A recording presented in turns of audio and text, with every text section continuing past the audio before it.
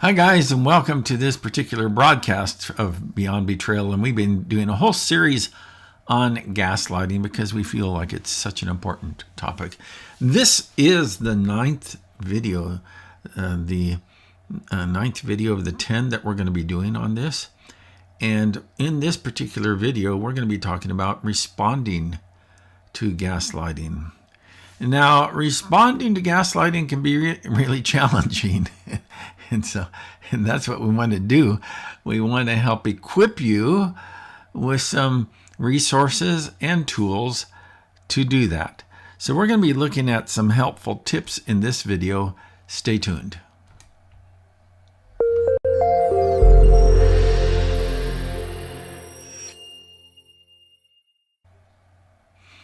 Karen. It seems like I always start with 333. But hey, I want to just talk really for just for a real quick minute. That's what I guess I wanted to say. I wanted to talk for a real quick minute about responding to gaslighting. And here's a rule of thumb: is that even when you respond to a gaslighter the very best way possible, doesn't mean that you're going to get the outcome that you would hope for. Yeah, What do you think? true. True dat. True that. Yeah, I mean, even if you're coming, okay, if somebody's agenda is control, Yeah. and you're coming at it even in humility or kindness or love, and their agenda is still control, you're not going to get a good result out of it. No. Yeah. So, I tell people that I coach that there's always a healthy way to respond to a dysfunctional person. Now, some of them give me some pushback on that. But there's always a healthy way to respond to a dysfunctional person. It's just not, the outcome is not always ideal. Sometimes you have to love people from a distance. mhm. As Christians, we're called to love our enemies. And sometimes the best place for a dangerous dog is behind a high fence. And Yeah. so, and then if you get bit, because you stuck your hand in to pet them, well, that's on you. That dangerous dog is doing what dangerous dogs do. Now, I don't want to have to say that 3 times fast, but that's exactly, you get what you expect. One Mhm. of the things we've been doing with this is we've been going through some reaction videos or we've been creating a reaction video to some of the teaching of Dr. Henry Cloud on this. And I would encourage you to check out his resources online. You can find him on, just Google his name and his ministries will come up. But what we want to do is just take a few of these and then kind of share our perspectives on Mhm. these matters. So let's go ahead and watch his video at this time. Let me give you a few tips on kind of what to do about this. Watch their actions, not what they say, because they're going to say things very contrary to what they do. Because you're experiencing what they do, you're seeing what they do, you're noticing what they do, and you got to have a firm grasp on what you saw. I know I saw this.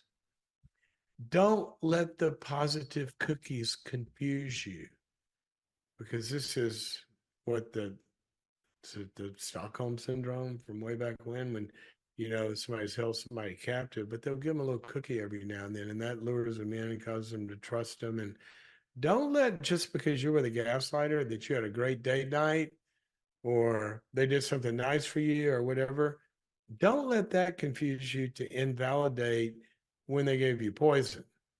Both are true, and it's the poison they're trying to talk you out of. Watch for projection. What they will do a lot of times, they will do something and accuse you of the very thing that they just did or just do all the time. You're so controlling, or you're so this, or you're so that. They're describing themselves. They'll triangulate, get other people on their side. They're not really seeing what you know, and they're seeing the charming one and all of that. And sometimes they'll minimize outside voices. You'll find somebody or somebody else that validates you and go, well, they're an idiot. They don't know what they're talking about. That's because they, and they minimize the outside validation of your reality that you're getting. All right. So here's another thing. And some people really need to do this. Gather evidence. Write it down, because you're going to get talked out of this. Write it down when it happens. If you're in a relationship like this and you're really questioning yourself, write down specifically what was said. Don't do a narrative. Write down what actually happened, what they actually said, and gather that evidence. You're going to need it when you go talk to somebody else sometimes.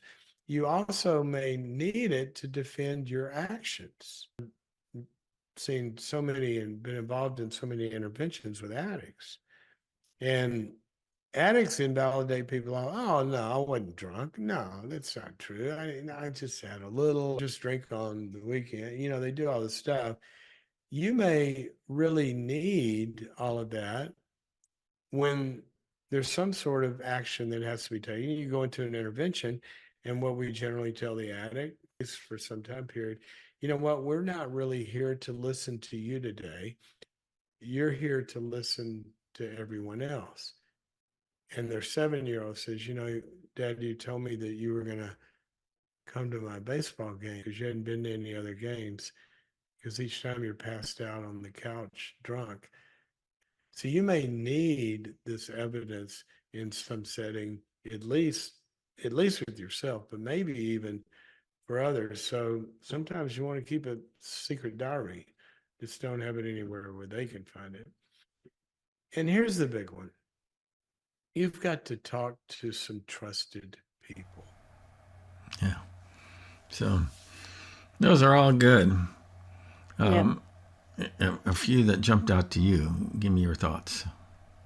Yeah. So, gathering evidence. So, one of the things that several lawyers told me when I was going through some stuff with a gaslighter is, they asked me, "Do you have things in writing?" And a lot of it I didn't have in writing, and they said, one thing you need to do is, like, this was a work situation for me, is like, say for example, they tell you one thing at a meeting, like, oh, from now on you're going to have to work overtime. Yeah. Well, send them an email and say, hey, just Yeah. with you from the meeting where you said from now on we're going to have to do overtime. When does that start? Or something like that. And Yeah, ask, that's good. Yeah, that's good. because then you have their words and they're confirming. They don't deny it in the email. They just answer your question. That That's really good. they said that, so that can work as evidence. And I think it's important to have that kind of stuff, especially like if you're going to have custody battle or you're going to have a legal battle or anything like that, you're going to need to later on. And even just for your own sanity, I mean, Yeah. it's probably a lot more difficult to do in a personal relationship. But even text messages, I hang on to every text message that I ever get, basically, because you never know. Something might come back up that you loop back around to in that message where you're like, oh, yeah, they said this before or whatever. Yeah. So, Yeah, that's yeah. good. Yeah. When he was talking about that, I wrote down some stuff myself that that he triggered some thoughts. And we want our relationships to work. That's true with any relationship that we get into, because we want them to work. We want our marriages to work. We want the relationship with our kids to work. We want our relationships with our employers or our employees to work. We want our relationships to work. And so that's not bad, but that's a very powerful thing. Yeah. And that's a very powerful thing that gaslighters can use against you.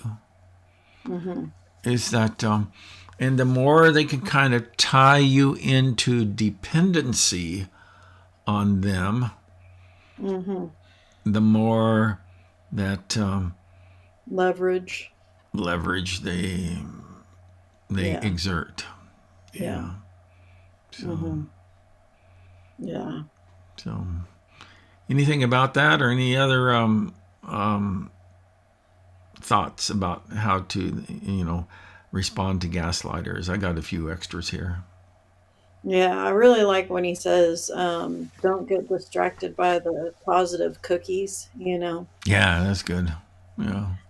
You know what's crazy is literally the relationship that I was in this work relationship. Mm, The person had all of us doing all the work, you know, yeah. and they wouldn't really do much work. And especially on our biggest work days, they would leave the site, and when they would come back, they'd have cookies.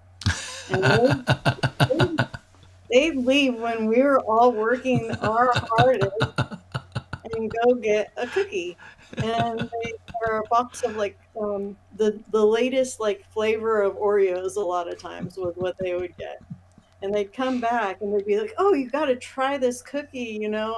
Yeah. You've been doing I know you've been putting in a lot of work and everything. Here's one of the newest cookies, you Here's a know." cookie. And I was like, "My goodness, that was really yeah, there was always a little poison in those cookies." Yeah, really, You really. can't discredit all the poison you were going through just to get a little cookie. Exactly, exactly. We've talked about this before, but it bears repeating. Is trust the stink test.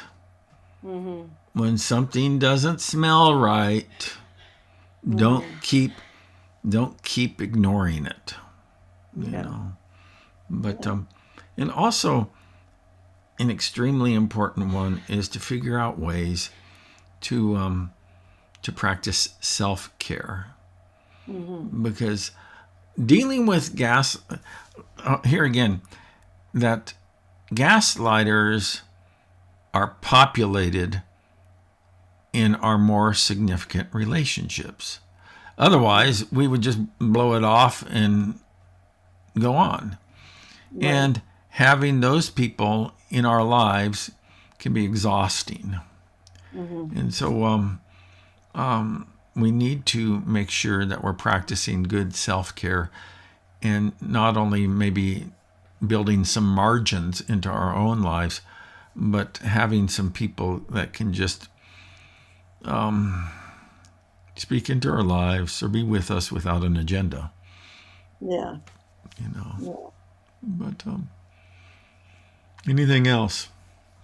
I would say a a couple other things is like uh it's good to as much as you can. Now, some relationships you can't really spend a lot of time getting into, like a work relationship, for example. You need a job, you're just going to go jump into Yeah.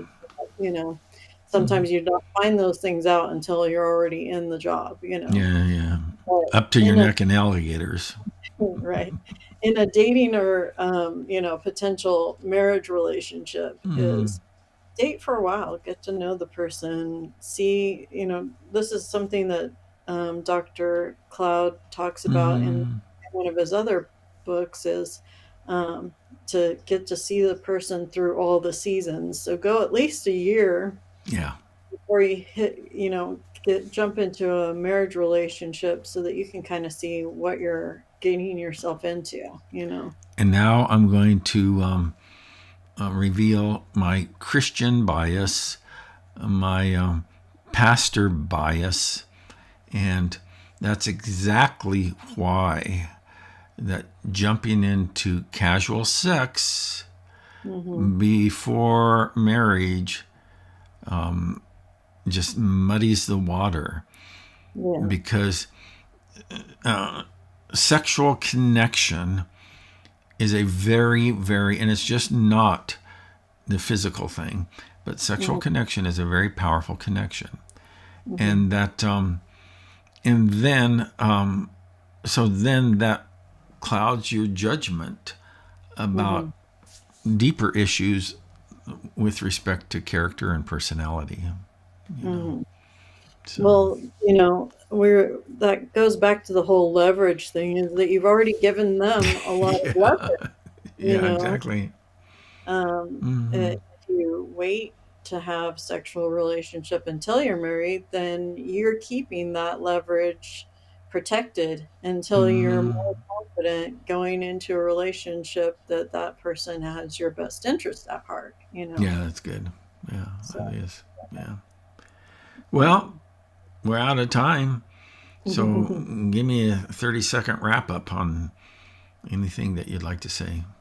yeah, if it's something that you can walk away from, know when to walk away, and then it's also good to seek wise counsel on things, and have people that you can use as a sounding board, and somebody who is not only wise but knowledgeable in things like gaslighting, or Yeah. abusive relationships, things like that. Or even So legal matters in some cases. true. Yeah. Cool. All right. Well, let me go ahead and wrap this up. We love bringing these videos to you, and we hope that you find them to be helpful. And, in all honesty, as I prepare for these, is that I always am reminded of things that I need to, I guess, remember in my dealings not only with people, but also in my ministry with others. We want to help you. That's what we're all about. And that's why we have this Beyond Betrayal program, part of our New Destiny coaching ministry. And so we're going to continue to produce these videos. We got one more on gaslighting that we're going to do, and then we're going to move on to some other topics. So I hope you'll join us for our next broadcast. That's it for now.